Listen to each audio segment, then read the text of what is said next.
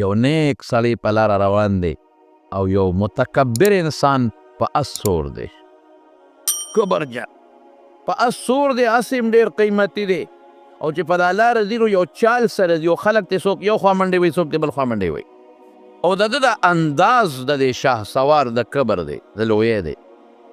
دا نیک انسان، دا ملا صاحب، دا عالم دی ورته وایي ای برخوردار ودرېږه. هغه ته چا ویلي شو چې ودرېږه؟ هغه هم سوچ وکړه چې دا ملا صاحب د پټکي والا خیره راته ونه کي، ودرېده. څه وی؟ وی ته څوک یې؟ وی زه د بادشاه غلام. وی بادشاه ته د نزدېکت هم شته که هسې غلام یې؟ لکه څوک غلام په څوکۍ ولاړ وي د دروازې، څوک په بار پټو کې خدمت کوي، نزدېکت ته هم ورته شته او که نه هسې وی غلام یم؟ وی نه د بادشاه ډېر نږدې خادم، ډېر نږدې. وی څه مطلب؟ څنګه نږدې یې؟ څه مطلب؟ وی زه دومره بادشاه ته نږدې ما، دومره نږدې چې دی یوازې نو بې زه ورسره یم، بل څوک نه یي. چې دی یوازې زه ورسره یم، زه یې مدد کوم. چې دی اوږي شي زه وله ډوډۍ راوړم، چې دی تږي شي زه وله اوبه راوړم، چې دی اوده شي زه یې څوکی کوم، چې له دا جد پیښ شي زه ورمنډه وام. دومره نږدې دی یوازې زه ورمنډه وام، زه حاجت پوره کوم. اوږي شو ډوډۍ زه ورکوم، تږي شو اوبه زه ورکوم، بیمار شو علاج وله زه کوم او د ده ساجت یې نو هغه زه پوره کوم. چې اوده شي بیا زه څوکی کوم، چې اوده شي سر باندې زه ولاړ یم څوکی زه کوم. دومره نږدې یم.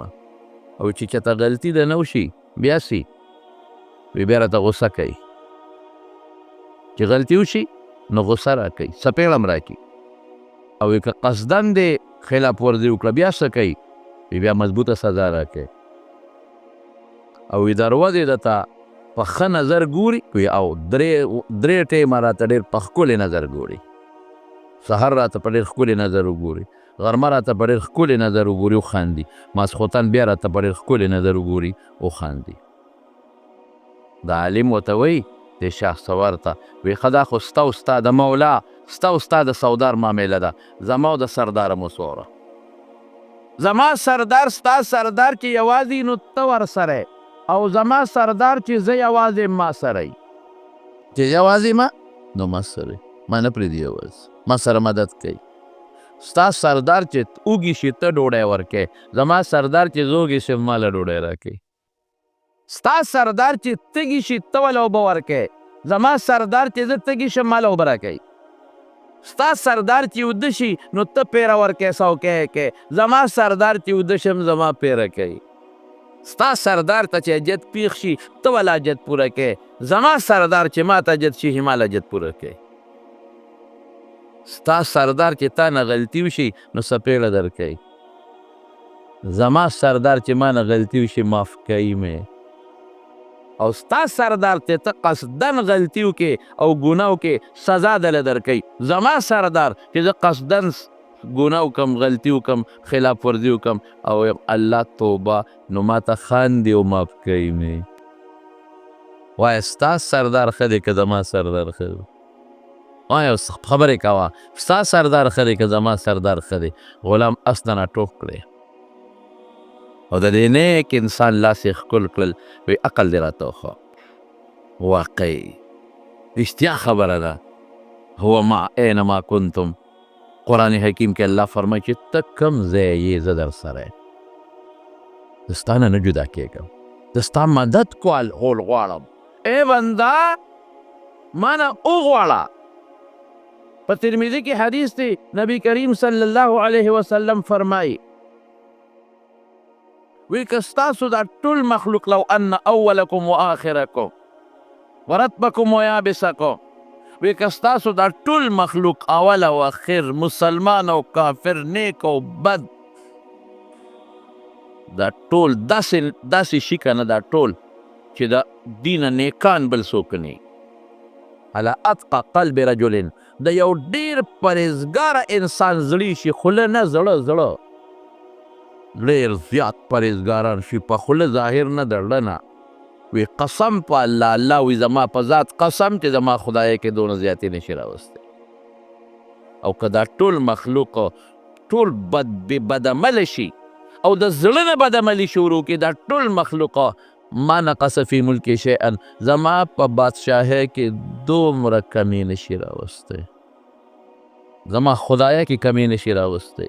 او که دا ټول مخلوق دا انسان او دا حیوان او دا مسلمان او دا کافر او دا ټول په یو میدان کې ودرېږي او ما نه وغواړي، خو هغه څه وغواړي چې د دې سوچ او آرزو کې څه تېرېږي.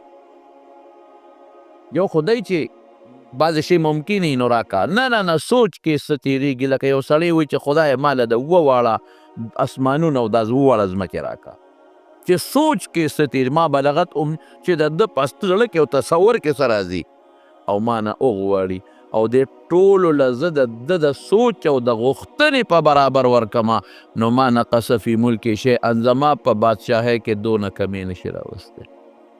ولې؟ ذلک بانی جواد ذو سخیمه، ماجد هر څه راسره شته، هر څه راسره شته. او چې زه کوم کار کول غواړم پرې ستړی کېږم نه ویم کن نو فیکون، شه نو شي به.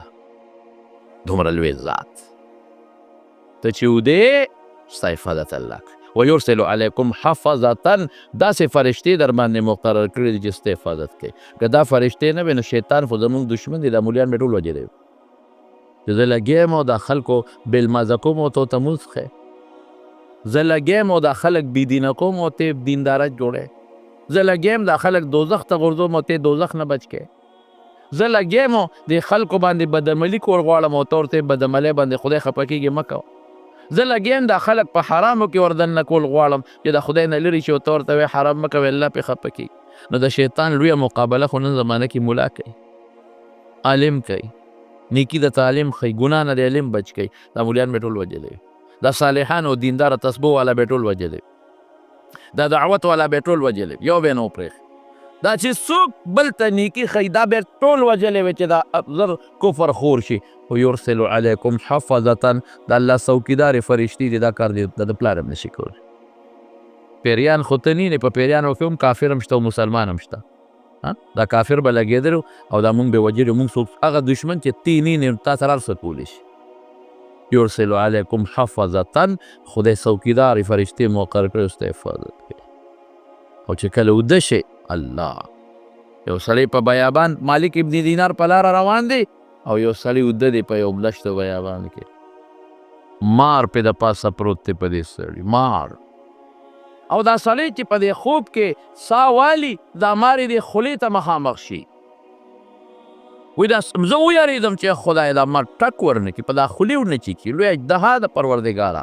وایي دا سړی راویښ شو، وایي چې دا سړی راویښ شو لویه ساه یې واخېسته، یو ها یې وکړل او دې مار ته یې وکتل، دا مار یې ولیده بېغمه وده شو. بیا خوب ورغی، یا پروردګاره دې وخت کې چاله خوب ورځي موږ نه او تښتېده، مار په بشیر جال پروت دی خوب موږ له نه راځي، موږ له خوب وتښتېد. او د کمبخت راویښ شو او چې راویښ شو اسویلې وکړه بیا وده شو او مار یې مولیده. یا خدای څه به کوي، دا مار په دې سینه راروسته شو، زه تماشا کوم او له لرې ځای نه چې خدای ما ته دغه ونه کړي چې دا مار راروسته شو، نو دا مار د خولې نه هوا وباسي، بیا هوا وباسي، بیا هوا وباسي، د خولې نه هوا وباسي او د سړي په دې مخ وایي ما وایي چې زهر یې پې ټول وروغورځول، دا خو به تباه شي، د سرمن خو به ټول اوس ورسته شي او دا سترګې او پوزه خو به د ټول هر څه تباه او برباد به وي. یا خدای زه غزار هم پې نشم کولی، شی مضبوط دی، یارېږم هم چې دا که ورکوم خو د ده په دا خېټه غزار لګي، دا سړی مري، دا به څه کړي. او دا سړی لږ ساعت بس بیا سترګې غړې کړي چې دې مار ته وګوري بیا وده شي. خدای ړوند دی څه ځان خوړه کو نیکبخته که زه اوس ویښمه چې دې وتښتي، د مار د دې مری نه په دې لاس سره ونیسي او ښه مدېدار اسویلي کوي په خوب کې، هوا یې خیږي غرار یې خیږي او چې سترګې غړې کړي دې ته وګورې بیا غلې غوندې وده شي. دا مار رو رو ته وښویده، لا کوش وتی، لا لا کوش وتی چې دا مار ترې کوش و او دې یو جالې ته ننوته. نو زه ورغلم دې سړي ته ومې ړکاو، چې مې وړکاو نو دی راپاڅېده، ولې دې وړکولم؟ ما وی د خدای ظالمه خولې موږ نه وبیږي ما نه خولې بیږي تا دا مار نه لیده چې دا په سینه دی پروت و وی دا څه شی و خدایه څه شی و مار نو تا نه لیده وی ما خو وی که زما مخ ته څوک ببوزی وی زه خو په دې نوم پوی خو ما وی څوک د خدای نیک بنده پته ناست دی او ګرمي مې شوې ده او د مخ ته مې یخه یخه واره رسئ ببوزې راته وی ښه دا مارو ما وی او دا مار رښتیا ووایه الله څه وی زه در سره یم زه در سره یم مدد به دې زه کوم مار خو خدای پیدا کړی دی مار نه بچ کوونکی خو د الله ذات دی دغه مار او دغه لړم دی چې الله غواړي ټک به درکوي چې الله نه غواړي د دې نه به دې خدای ساتي نشي درکولی حضرت ابراهیم علیه السلام چې کله ورته وغورځو او خدای الله مقرب پیغمبر دی او خدای ته ډېر نږدې دی ټول پیغمبران الله ته نږدې دي خو د ده متعلق خو الله قرآن شریف کې فرمایي ولقد آتینا ابراهیم رشده من قبل وکنا به عالمین مونږ د ماشوموالي نه د ابراهیم پیژنده ما وله د ماشوموالي نه هدایت پړه کې اچولی هر سړی الله ته معلوم دی د خدای نه څوک هم غیب نه دی هر پیغمبر ته خدای رشد د ورکوټوالي نه پړه کې اچولی دی خو دا د خصوصیت دی چې دی لا ماشوم و چې دی چا خطا کړی نه دی دی لا ماشوم او پلار به بوتان جوړولو ده به بوته دته ورکوله دی لا ماشوم دی چې پلار سره مناظره کوي بابا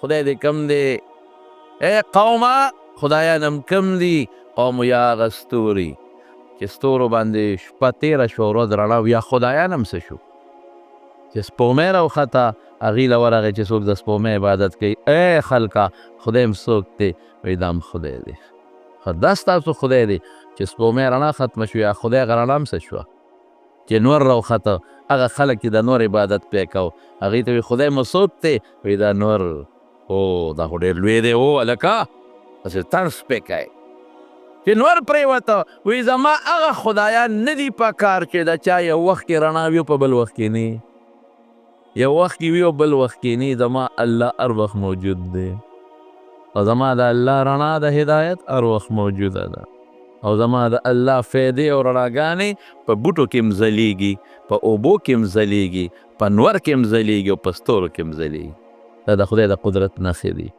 ماشوم دی لا پوټینی دی پلار ولې یو ځل بوت ورکړ پلار به بوتان جوړول تماثیل د بوتانو ډیزاینونه به جوړول نو پلار یې دا مطلب و زر څوک یا زر یې پلار دی څوک یې تره دی څوک یې پلار نومې تاریخ دی بهر کې نو هغه وی چې د ما د دې بچي د بوتانو سره لږه مینه پیدا شي دی خو د دې بد وجې لږه مینه پیدا شي بچې دا یو ډېر خشته شی مې جوړ کړی دی خدای او دا ځکه نه بازار ته یو څه خرڅ کړه پیسې وګټه که نه بچې چې پیسې وګټې خو ته به هم ښه شې موږ به هم ښه شو خوراکونه او سیل سپاټ په پیو کړو هغه په مالوچو کې بند کړی و ډېر عجیبه انداز سره ابراهیم علیه السلام د دې پلار په مخ کې دا بوت اوچت که او غېږ کې ونیوه چې دې خفه نه شي غوسه نه شي پرېږدې چې بازار ته یوړو نو خپه کې وله پړې واچو د ځمکې دی راوبغاو او خلکو ته آواز کوي ای خلکه څوک هغه خدای علي چې فایده چاته نشي رسولی او تاوان رسولی شي فایده نشي رسولی که ته دې زوی غواړي والله کېدلی درکړي که ته وایې چې دې ما جوړ کړي والله که دې جوړ کړي که ته وایې چې دې ما ته ډوډۍ راکړي والله کېدلی درکړي که دې وایې چې دې ما نه ضرر لري کړي نو پس مچ پې کښېني ځان نه دې لرکړي ځه او ضرر درکوي الله پې خفه کېږي د ده په تقرب او په عبادت جهنم کې سزا به درکوي نو خلکو به زر روچت که او شی به او زمونږ خدای دې د خپې نه تړلی دی خدای دې بېخو بازه خپې نه چې څوک تړي نو هغه خدای وي اوهو بیا د بیرې زمونږ د خدای وکړه د ماشوم دی لا ماشوم نو چې کله اور ته غورځوي که نه او داسې اور نمرود بل کړی دی داسې اور چې د پاسه مرغۍ هم پې پر نشي والی او هر چا پکې خپل حصه کړې ده او خشاک یې راوړې ده غورځولې او غرغنډه ده او داسې خطرناک اور دی چې هغوی له چل نه ور دی چې د ابراهیم پکې څنګه ور واچو دی چې ورچې خو موږ به هم ورته ور نږدې کېږو بابا دې اور ته به څوک نږدې شي او چې کم حضرت ابراهیم ور غورځوي نو الله ته فرشتې چغې کي یا خدایا ستا دقه یو بنده دی، دقه یو، باقي ټول ستا دشمنان دي. الله دا یو بنده دی چې تا یادوي، بل څوک نشته. ای خدایا اور ته یې غورځوي، دا خو ډېر خطرناک اور دی، دی به څومره سوځي. ربه مدد یې وکړه، مونږ ته اجازت راکړه چې مونږ یې مدد وکړو. الله وی ښځی ورشئ، که څوک یې مدد کوئ وکړئ، خو تپوس ترې وکړئ. که هغه درته وایي چې زما مدد وکړئ نو بیا مدد وکړئ، او که هغه درته نه وایي چې زما مدد وکړئ نو بیا به نه کوئ. بس فرشتې خوشحاله شوې چې مونږ خو یې مدد کولی شو. راغی یو فرشته د باران والا، زل او طوفان والا، چې راغی ابراهیم علیه السلام ته ودرېد. زه هغه فرشته یم چې باران زما لاس کې دی، ما له الله د اختیار راکړی، او زل او طوفان هم زما په لاس کې دی. که دې خوښی الله وایي تپوس ترې وکړه، که اجازت یې درکړه نو وکړې مدد. نو اوس په یو سیکنډ کې به داسې باران راولمه چې په دا اور باندې به وکړم، اور به مړه شي. او طوفان او سیلۍ مې په لاس کې ده، که دې خوښوي نو دا اور به ورسره اوچت کړمه او د دې نوموجانو په دا کورونو کې به یې وردننه کړم. هوا به راولم او دا ټول اور به اوچت کړي او دا بڅري به په دې کورونو کې دي ټول د لاس سوځم. څنګه دې خوښه ده؟ وایي اما الیک فلا، تا ته مې ضرورت نشته، هېڅ ضرورت نشته. یو فرشته راځي، زه حاضر یم ما ته وایه، نشته حاجت. بل راځي، زه حاضر یم ما ته وایه. بل راځي، زه حاضر یم ما ته وایه. حضرت جبریل راځي علیه السلام، هغه جبریل چې د سمودیانو د عادیانو په یو چغه باندې بیخکندي کړې ده. هغه جبریل چې په یو پړق باندې د وزر په یو رب باندې د لوط علیه السلام ټول قومونه اوچت کړي دي، لوړې راغورځولې دي. زه راغلی یم ما ته وایه. نه، زما رب ما نه خبر دی که الله خبر دی؟ او الله خبر، زما رب خبر دی. رب پیش او کار پیش. دې ته توکل وایي، دې ته په الله بروسه وایي. دا زما دا د لویو خلکو شان دی، زما نه ګورې. که ما ته تکلیف ورسېده نو زه به په اسبابو نظر کوم. که څوک راغی چې بچ کوم دی، دا به نه چې ما مه بچ کوه، ښه لکه بچ کولی شي بچ کا. زه کمزور یم، دا زما شان نه دی، دا د چا شان دی؟ د لویو خلکو شان دی، دا د ابراهیم علیه السلام شان دی، دا د رسول الله مبارک شان دی.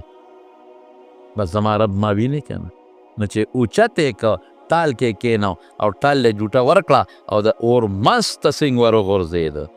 هلته ورته جبریل علیه السلام نغ ناستو کلکې ونیوه، چې دی خوږ نه شي په خشاک کې، په دا اور کې سکروټو کې خوږ نه شي. او الله اور ته وایي یا نارو کونی بردا و سلاما علی ابراهیم. اورا یخ شه، خو داسې یخ نه چې د جنوري او د دسمبر په شان یخني پکې. سلاما معتدل، معتدل. او په دا اور کې دننه ورته خدای پاک د اوبو چینه پیدا کړه، کنډولو سره دې اوبس کی. او په دا اور کې دننه والا خدای بوټې زرغون که د میوې، هغې نه میوه شو که یو خوري. کولی شي الله که نه شي که؟ ومن یتوکل علی الله فهو حسبه. په الله دې بروسه وکړه. زه نه ویم قرآن وایي زه کافي ما، ان الله بالغ امره. الله وایي زما عمره زورور څوک نشته. خپل حکم بل ته رسولم شم او دا خپل حکم نافذ کولم شم. دلته خو به جج اډر وکړي که دا فیصله نافذه ده، پولیس به مدد نه کوي، هغه له به ګوتې نه وړي، بیا به څه کوې ورسره؟ پولیس به مدد نه کوي. جج به وایي دا ونیسئ جیل کې واچوئ، پولیس به وایي نه اچو، نشته، غیب دی، هلته دی، دلته دی، بیا به څه کوې؟ الله وایي زه خپله خبره بل ته رسولم شم او خپله خبره نافذ کولم شم. او چې کومه فیصله ده زما، هغه فیصله به خامخا زه نافذ کوم. په هغې کې څوک راکاونټر نشي جوړېدی، چاله روزي ورکوم څوک یې نشي بندول، او چا نه بنده کم والله که څوک یې وله ورکي. بندول دو قسمه دي، یو دا چې غریب یې کي. بندول بل قسم هم شته چې غریب بني، مال به ورته ډېر پروت وي، خو د خوراک قسمت پې پکې نه.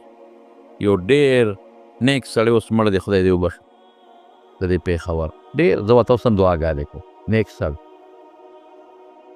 ما له یو ځل دعوت وکړو، ما سره به روټۍ خوړه، زه وله لاړم. هغه زما د وجې نور هم ډېر خلک راغوښتي وو، د خپل علاقې عالمان او نیکان او صالحان، او ډېره ناشنا او قیمتي ډوډۍ کړې وه. چې ما ورته وویل چې لکه دا خو د اسراف کړی تبذیر دې کړی د هوټل نه ګډان او د چیلو غوښې او دا قسم څیزونه راغوښتې دسترخوان لګېدل.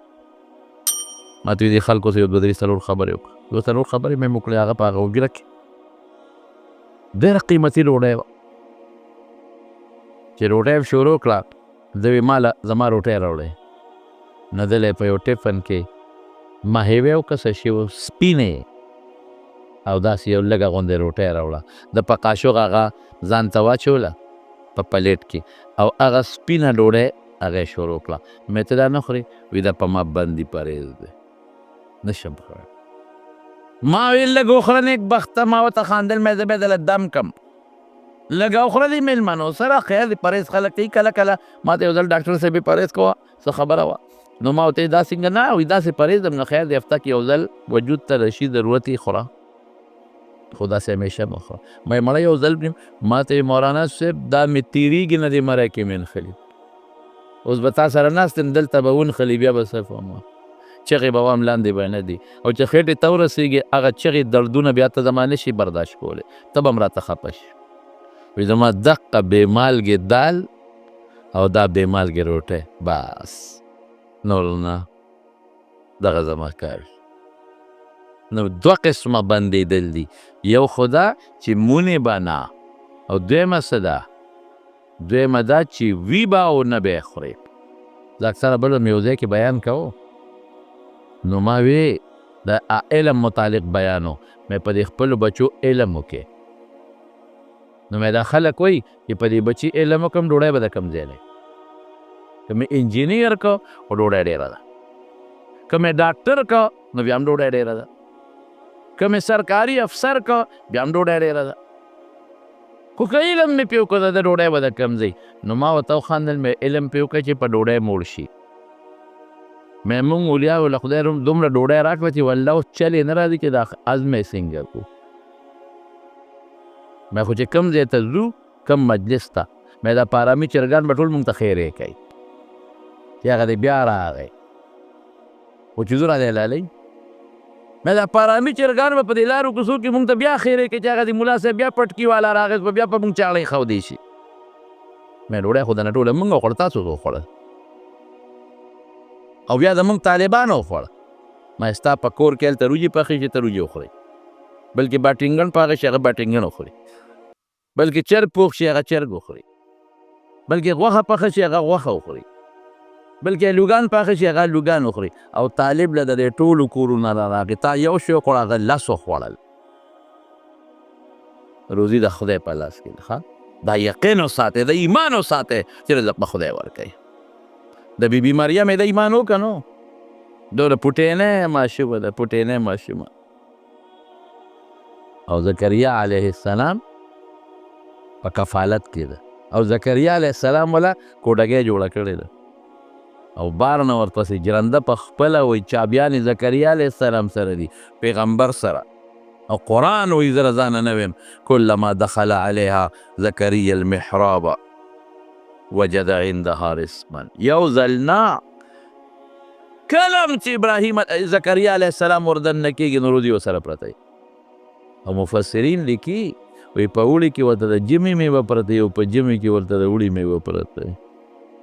او زکریا علیه السلام دې تپوس کوي یا مریم انا لکې هذا، مریم دا د کمه د کمې دا روزي دله راله، د خو دې شته دې وطن کې دا روزي شته دی نه. او بل دا دی چې جرنده خو ما والې چابي خو ما سره ده، دا د کمې راله. نو زه وایم طالبانو ته وایم که ما نه دا تپوس وشي نو زه وایم چې چتراباد والم به راوړي. نو زه څه خبر یم خو دلته پرته ده. نو پوټینۍ ورته څه وایي؟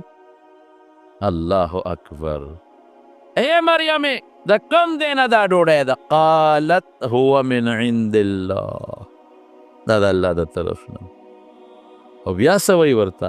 ای زکریا ته خو پیغمبر یې که نه، سوچ کوه ان الله یرزق من یشاء بغیر حساب. الله چې وغواړي چالم نو بې حسابه روزي ورکوي، بې حسابه روزي ورکوي.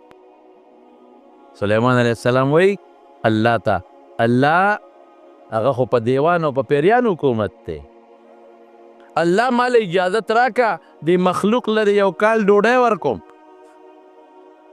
نشي ورکولی. یو میاشت اجازت راکړه، میاشت هم نشي ورکولی. یو هفتې له اجازت راکړه سلیمان، هفتې له هم نشي ورکولی. یو ورځ له خو ورځ هم نشي ورکولی. یو وخت له خو به الله اجازت راکړي، یو وخت ورکولی شي. سلیمان علیه السلام خو وایي چې دا ټوله دنیا زما ده، پیریان را سره دي، دیوال انسانان را سره دي، په هغوی د کارونه کوم، په دې ټولو پټو کې به غله وکړم او دا پیریان مې راغونډه کړي. دا د چا پلاس خلاصولی شي؟ دا وطنونه خو هغه زمانه کې نه، سلیمان علیه السلام زمانه کې مخلوق ډېر لږ و. دا دومره چې څومره مخلوق نن په مخ د ځمکه خوري دا نو ډېر لږ و. او ټول کبان دي د دریاب وته یو 20 منه مې ور غورځولې، دوی یې نشي خلاصولی. او میږې به څونه خلاصه کړي او مارغان به څونه خلاص کړي. الله وی نشي کولی، وی الله اجازت راکړه، خطر مې کو. خو الله سره پیغمبر مشوره کوي، کوم دی دعوت وکړم؟ دریاب په غاړه وکړو. د دریاب غاړه خو هکله په دې خیال چې د مرغانو ته به مسانې، اوبه مسانې دي او میانو ته به مسانې. او قرآن حکیم کې الله تعالی فرمایي چې باد یې تابع و، باد به راته او په هغې به لګېده چې دا خوراک څښا نه شي. او قرآن کې الله فرمایي پیریان یې تابع دي، پیریان لګیا دي او د دې غرونو نه او د ځنګلونو نه میوې هم راغونډوي، هم راغلې خشک او ګیاګانې هم راوړي، د څارویو انتظام هم د ګیاګانې هم راجمع کړې او غلې مو کرلی شو. د دنیا مخلوق او حیوانات او په دې ځنګل کې چې دا حیوانات دي دا ملال شو، پاخه شو، غټ غټ دیګونه دي پخېږي. اعلان وشو چې سلیمان علیه السلام به نن دعوت دی او چې څومره مخلوق تی راځي به. او ما تاسو ته تېره جمعه وایي چې د هغه په خبره مارغان پوهېدل او د مارغانو په خبره هغه پوهېده. قرآن وایي هدهد ملا جرجک به ورسره ګرځېده، په هغه به اوبه معلومولې، خبرې به یې ورسره کولې، میږو سره یې خبرې کړې. الله وایي اواز وکړه مخلوق ته یې زه رسوم، اعلان یې وکړه ای مخلوقه راشه نن زما میلمانه یې. د دنیا د ګوټ ګوټ نه مارغان رالل، حیوانات رالل، هر چا ته خپل خپل خوراک پروت، انسانان را جمع شو. الله دې کبانو سره څوک آواز وکړه دوی به هم درته راشي. چا نه شروع کړم؟ الله د کبانو نه مخکې شروع کړه. اواز یې وکړی د دریاب کبانو، د سلیمان یم پیغمبر، زما د اواز واورئ او راشئ تاسو زما میلمانه یې. مطلب یې دا و چې دا کبان به د دې دریاب غاړې ته راشي، زه به یو 10-20 منه ور وغورځوم. دا ډېره ده چې څنګه یې اواز وکړ، یو کب را خطا شو او دریاب غاړې ته راورسېد. او چې راورسېد خولې اوچته کړه او لکه د قینچۍ یې کوله وکړه او یو جام یې د خوراک د هغه ډېرو په یو طرف کېښوده او بل یې په بل طرف کېښوده. او چې قلپ یې ورکړ ټول یې په یو قلپ الوا کړل، ختم. هغه خوراک او ګیاګانې او هر څه الواق تېر کړل. سلیمان علیه السلام حق حیران پاتې شو، خدایه دې دا څه اخوندې بلا ده، ټول شی خو دو و دا به څه کېږي؟ دا ډول مخلوق مې را خو ملامته به شم، د انسانان به څه وایي، مارغان راغلي دي، خره غویان راغلي، دا څه په جنجال واوړېدم. نو سلیمان علیه السلام هغه کب ته وایي ای کبر، هر شی ټول مال خو تا کمبخته خلاص کړه، شخوند یې پې مو نه و، دا نور مخلوق به څه کوي؟ هغه ته څه وایي؟ وایي ښه میلمه ته څوک دا خبرې کوي؟ نو میلمه هم خدای ته وګوره، نو میلمه هم دا لوبه کوي، ټول درستخان دی ولا جارو که که بشیر ډېر هم خوري خو داسې خو هم نه کوي که نه، چې ټول هسې راجال کوي، څه خو بل ته پرېږدي که درستخان دی غوړ جارو که. سلیمان علیه السلام هم ملامته شو چې وقتی دی خو دې وخت کې زما میلمه دی، دا خبره خو ماله نه وه په کار. کب ورته څه وایي؟ وایي سلیمانه نار دې پرېښودم، و د نر بچیه نار دې پرېښودو. روزانه رب العالمین دا چې څونه مې وخوړه دا 2 نوړی راکوي، نن یې تا ته وسپارله نو یوه دې راکړه. وایي که نو اوس روزي د چا په لاس کې ده؟ الله په لاس.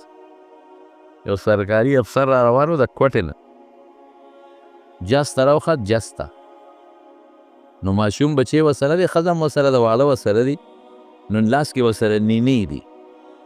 نو دا ماشومان خو په دې نینو لوبې کوي، کله داسې ولي کله داسې ولي، نینې یې خولې ته ویشتې را ویشتې لوبې ټوکې کولې، ټاک شو چې یو نینه پودې ته لاړه. چې پودې ته نینه څنګه لاړه، ماشوم ورپسې ګوتې کړی، نور اوچته شوه. هغه ماشومان خو پوهېږي نو ګوته پکې واله، نور اوچته شوه. ماشوم چغې کړې، پلار ته وایي بابا دی کې مې نینه ونښته، چې خدای دې سره څه وکړو؟ ماشوم په جلا دی. اوس پلار یې سوچ وکړو چې که اوس واپس ځما ډاکټر له نوم وخت پې لګي، ټکټ مې هم تیار دی، زه له دې نه نه مرېږي، جسته به وخېږم خو لاهور ته رسمه او نیمه ګنټه مزل دی. نو هلته به ډاکټر چې نیمه ګنټه کې ودلته ډاکټر له نشم رسېدی، خو جز نه کوشم ډاکټر له به بوځم. ماشوم یې قلار که خو غلی شو، یو پوده کینینین ښتې را جسته وخته، جز لاهور کې کوشو، کور ته لاړ، سامان اوس کور کې کېږدم چې دا ماشوم اوس ډاکټر ته ورسوم.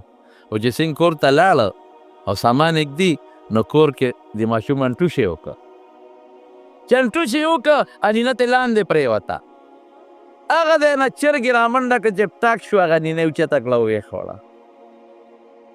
زه وایم الله د کوټې نه نینه هغه چرګې له په کوم ځای کې راوسته، د ماشوم په سپېمه کې دی وله مقرر کړې وه چې دا نینه به خوري، د کوټې نینه ده او دې ټیم کې به یې خوري، نیمه ګنټه پس به یې خوري، ګنټه پس به یې خوري، وروسته به هم نه خوري. او په کومه کارخانه کې وله راوړله، په پوزه کې وله راوړه. کومه درته وویم حضرت ابراهیم ادهم د بلخ بادشاه دی، د بلخ اوده دی اوده او خوب ویني چې د محل د پاسه یو سړی ګرځي، دی ورته ویل لکه دا دلته څه کې څوک یې؟ وی زه خو ما نه اوښ روک شوی دی ګورم. وی اوښ خلک په دشتو بیابانونو کې ګوري، ته دلته دا خو د بادشاه محل دی، دی کې اوښ ګوري؟ هغه ورته وایي ښه دلته اوښ نه دی په کار چې وګورم. وایي نه. نو وایي ته څنګه خدای په محلاتو کې ګورې؟ خدای په محلاتو کې نه میلاویږي. یاره خوب چې راپاسېد سوچ کې پرېوته چې واقعي زه خو لګیم الله یادومه، خو دلته کې خو ماته بلا عیش و عشرت دی، وینځي دی غلامان دی ومنډې، دلته کوم دی خدای یادېږي.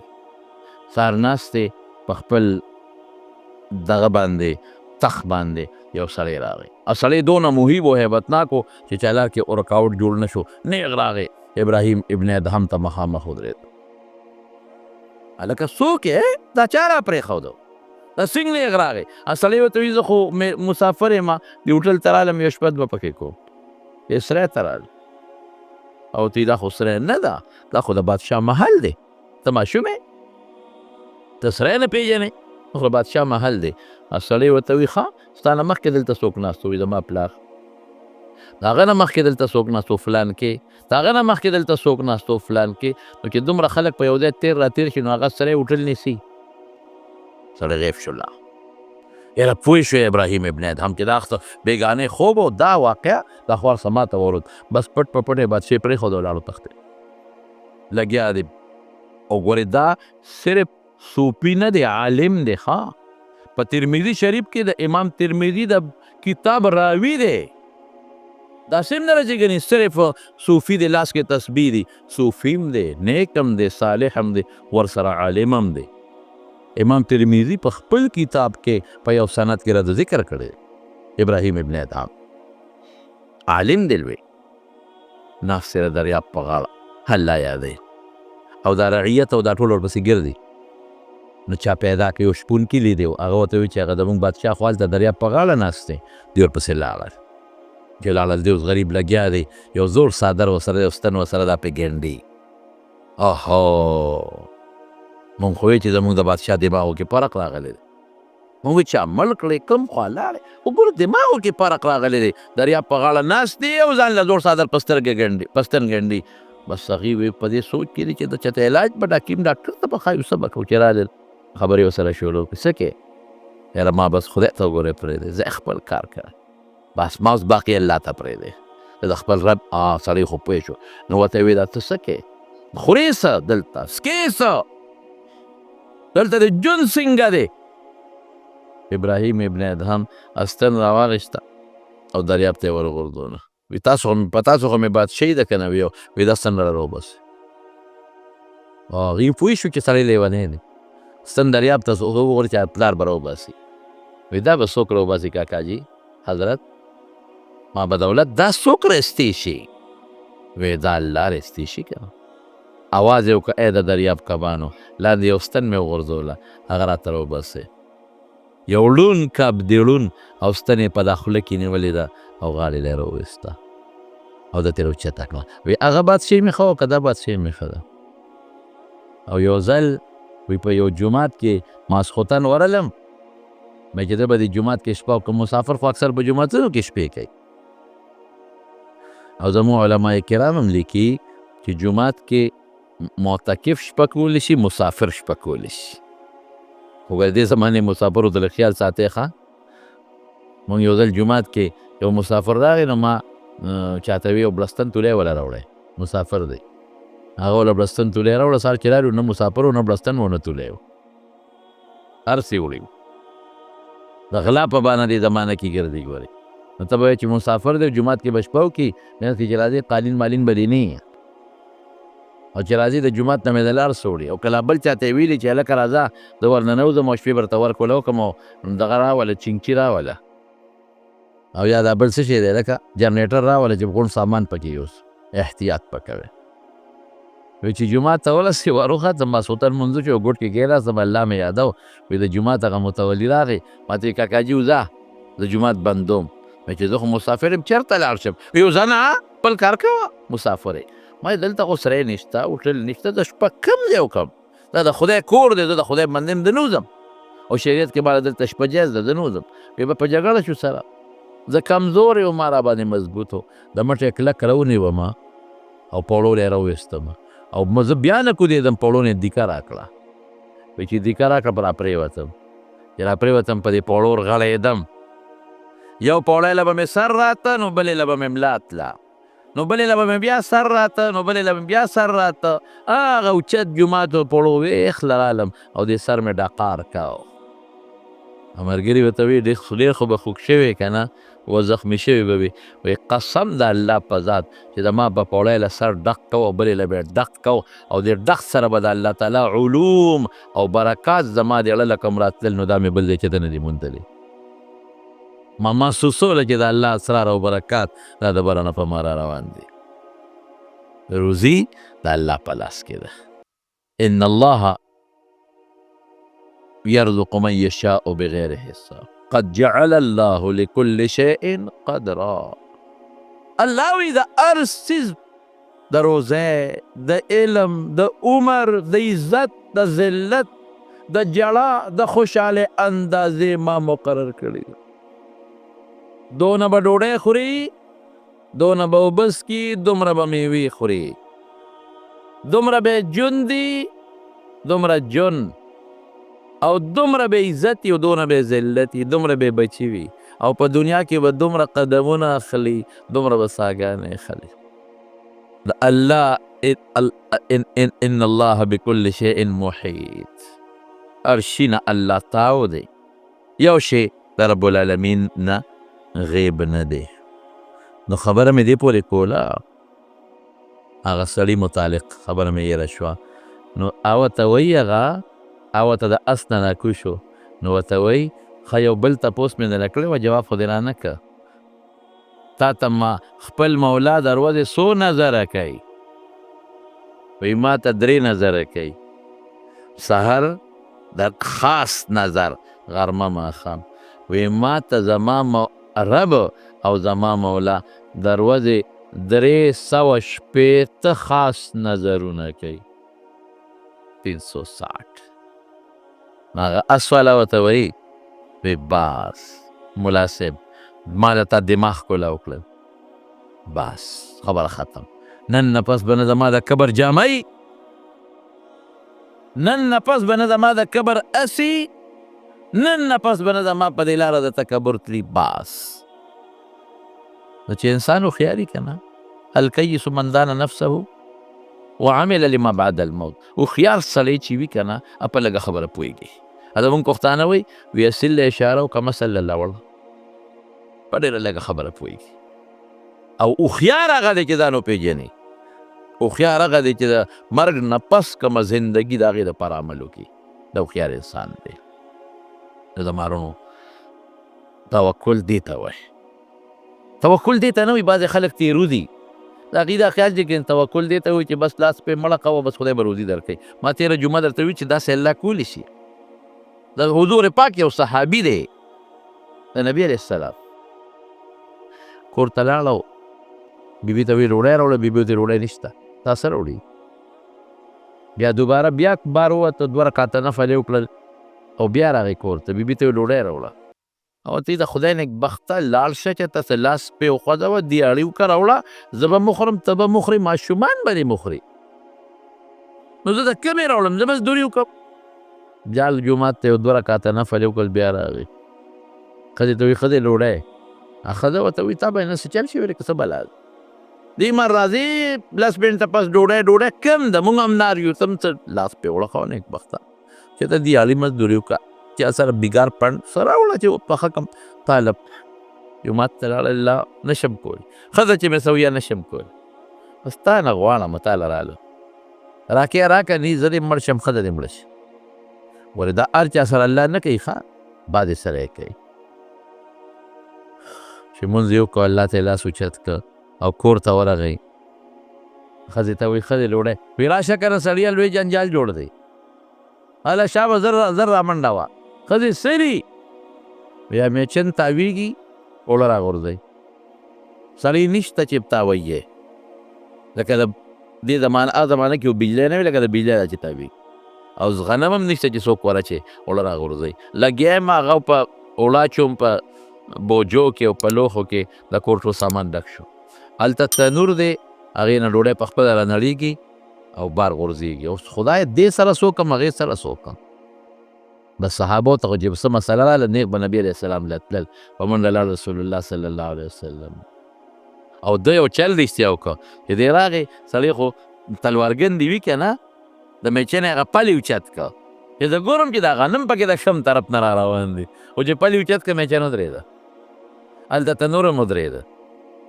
بی عایشه فرمایي ترمذي شریف کې حدیث دی وی نبی کریم صلی الله علیه وسلم چې کله وفات شو نو مونږ کره لږ شان اوربشې وې وی ما به د هغې نه راغېشتې او اب هم اوړه کولې او خوراک به هم ترې کوو نه ختمې دی نو ما یو ځل پیمانه کړه چې ورګه ګورم کچکو مې چې څونه پاتې شوې وایي چې پیمانه به کړم زر خلاصې شوې بیا اعتماد په هغې پیدا شي کله چې دونه پاتې شوې دونه دې کار کوي چېرې پلې نو چې څنګه وکته نو لاندې نه اوړه هم بند شو تنور هم بند شو لاړ نبي کریم صلی الله علیه وسلم حضور پاک ته دا ټوله قصه وکړې نبي علیه السلام وفرمیل ای ملګري دې 2 رکعاتو دونه لوی زور وکړه نه ارمان که تا د میچنې د پل له ګوتې نه وې وړوړې تر قیامته پورې به تاوېدوړه به یې راغورځول او تنور به تر قیامته پورې پخې ډوډۍ راغورځول